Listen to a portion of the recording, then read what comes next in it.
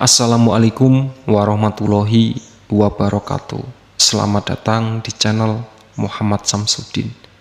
Di kesempatan kali ini saya akan melanjutkan cerita Selamat dari Tumbal Pesugihan part 25. Sebelum masuk ke ceritanya, jangan lupa subscribe dulu ke channel ini. Selamat mendengarkan. Apakah Kat sudah meninggal? Tanyaku walau hati ini terasa sakit saat mengucapkannya. Tak sanggup rasanya menanggung rasa bersalah seumur hidupku bila itu semua terjadi. Tante, jawab.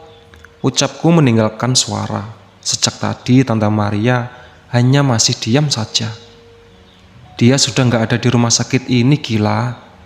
Jawab Tante Maria. Sebuah jawaban yang membuatku bingung. Tidak ada di rumah sakit ini. Apa maksudnya? Waktu kamu masih belum sadar, Kat dipindahin ke rumah sakit lain, ucapnya. Berarti Kat masih hidup. Hanya ini yang ingin ku perjelas. Dia dipindahkan dalam keadaan kritis, tapi Tante nggak tahu dipindahkan kemana. Jelas Tante Maria. Kenapa Tante nggak jujur sama Kila? Balasku. Tante khawatir nanti malah ganggu proses penyembuhan kamu. Tapi tahu kenyataan begini bikin Kila sakit hati, Tan. Kila ngerasa dibohongi selama ini. Maafin Tante, Kila. Tante Maria menghampiriku lalu memegang tanganku. Apa kamu mau maafin Tante? Matanya mulai berair. Tak lama bulir-bulir air mata jatuh di pipiku. Seketika itu emosiku mereda. Tante Maria adalah keluarga yang paling dekat denganku. Rasanya tak adil jika harus membencinya hanya karena satu kesalahan. Lagi pula semua yang dilakukan demi kesembuhanku. Kila udah maafin Tante, ucapku sembari mengusap air mata di pipinya. Kami pun keluar dari kamar itu. Apa Tante benar-benar nggak tahu Kat dibawa kemana? Tanyaku saat keluar dari kamar itu. Tante nggak tahu, Gila. Balasnya sambil mendorong kursi rodaku. Berarti cuma pihak rumah sakit yang tahu Kat dipindahkan kemana? Harusnya sih begitu, balas Tante Maria. Tante pernah nyoba nanya, tapi mereka nggak mau jawab, sambungnya. Kenapa? Soalnya Tante nggak punya hubungan apa-apa sama dia. Oh, kalau begitu Tante boleh antar aku ketemu dokter, pintaku. Ada apa, Kila? Kalau Tante nggak dijawab, seharusnya Kila dijawab. Soalnya Kila kan tunangan Kat, jelasku. Iya, kamu coba aja. Tante Maria mengarahkan kursi roda ke lain arah, menuju ruangan dokter yang biasa merawatku. Tiba di depan ruangan dokter, terlihat beberapa pasien sedang menunggu antrian. Kamu mau nunggu? Tanya Tante Maria seraya duduk di kursi di depan ruang dokter. Tunggu aja, Tan. Paling cuma sebentar. Setengah jam kemudian tak ada antrian pasien yang tersisa di depan ruang dokter. Kami pun menghampiri perawat yang jaga di depan ruangan, lalu meminta izin untuk bertemu dengan dokter. Dia pun mengizinkan kami masuk. Saat pintu terbuka, dokter tampak terkejut dengan kehadiran kami. Gila, ada apa kemari? Tanyanya yang masih duduk di kursi. Ada yang perlu saya tanyakan, Dok, balasku. Kenapa tidak tunggu di kamar saja? Nanti saya ke sana, balasku. Enggak apa-apa, Dok. Sekalian saya jalan-jalan keliling ke rumah sakit. Jadi, apa yang mau ditanyakan? Ini bukan tentang saya, tapi tunangan saya, Kat. Dokter terdiam sejenak. Jelas sekali kulihat matanya melirik ke Tante Maria.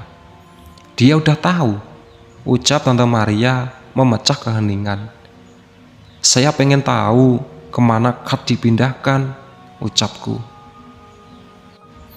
Sebenarnya pihak keluarga Kat melarang saya untuk ngasih tahu. Tapi lihat perjuangan kamu yang ingin sembuh demi ketemu Kat, Sepertinya saya bakal ngelanggarnya, ucap dokter. Kat dibawa ke rumah sakit Singapura, sambungnya.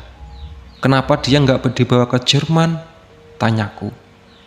Dalam kondisi seperti itu, bisa berakibat fatal bila melakukan penerbangan jarak jauh, jelas dokter. Kondisi seperti apa? Dia masih tak sadarkan diri akibat pendarahan di belakang kepala dan cedera pada sumsum tulang belakang akibat benturan yang cukup keras.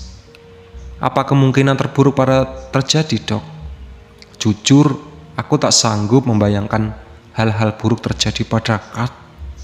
Kemungkinan terburuk, dia bisa meninggal, balas dokter. Rasanya seperti ada pisau yang menghujam jantungku. Tapi jika ditangani dengan baik, semua itu tidak akan terjadi. Hanya saja, walaupun berhasil sadar, dia akan mengalami sedikit gangguan. Gangguan seperti apa? Mati rasa dan kesulitan berjalan, itu bisa berlangsung sementara atau permanen, jelas dokter. Apakah ada kemungkinan dia bisa sembuh tanpa mengalami gangguan itu? Tanyaku. Kecil kemungkinan, tapi semoga saja tidak terjadi. Rasa bersalahku kian tumbuh setelah mengetahui fakta ini. Gara-gara aku, Kat bisa mengalami lumpuh permanen. Aku pun keluar dari ruangan dokter dengan perasaan sedih. Tante Maria juga merasakan hal itu. Sejak tadi dia hanya diam saja, tak berbicara sepatah kata pun. Sampai di kamar, Tante Maria membantuku naik ke brankar. Setelah itu, dia pergi keluar kamar, pamit untuk kembali ke hotel. Sudah hampir sebulan rutinitasku seperti ini. Kini aku bertekad untuk segera pulih, agar tidak menyusahkan Tante Maria lagi dan bisa segera pergi ke Singapura. Pagi menyapa, aku meregangkan otot, bersiap untuk latihan berdiri sendiri. Diduduk di ujung brankas dan perlahan menurunkan kaki di lantai. Dengan cukup meregangkan, aku pun berhasil berdiri. Walaupun masih berpegangan di ujung brankar, setidaknya ini sebuah kemajuan. Pintu kamar terbuka, terlihat Tante Maria masuk dengan wajah kaget. Gila, ucapnya seraya lari ke arahku. Kamu ini apa-apaan sih? Tante Maria memegang tubuhku. Kalau jatuh gimana? Jangan aneh-aneh deh. Tante Maria lanjut mengomel. Iya Tan, Gila cuma pengen cepet sembuh aja, balasku seraya duduk di ujung brankar. Nggak begini juga Gila, bahaya. Tapi kan Gila nggak kenapa-napa, balasku tersenyum. Ah, susah deh kalau Tante kasih tahu. Tante Maria cemberut. Tan, aku boson sarapan di rumah sakit. Ke kantin yuk, ajakku. Pakai kursi roda kan?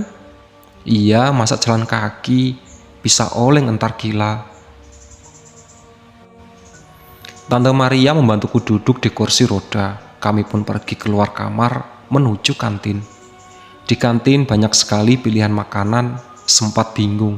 Tapi akhirnya aku memilih untuk makan lontong kari. Hari ini muka kamu beda, ucap Tante Maria sambil menyantap bubur ayam pesanannya.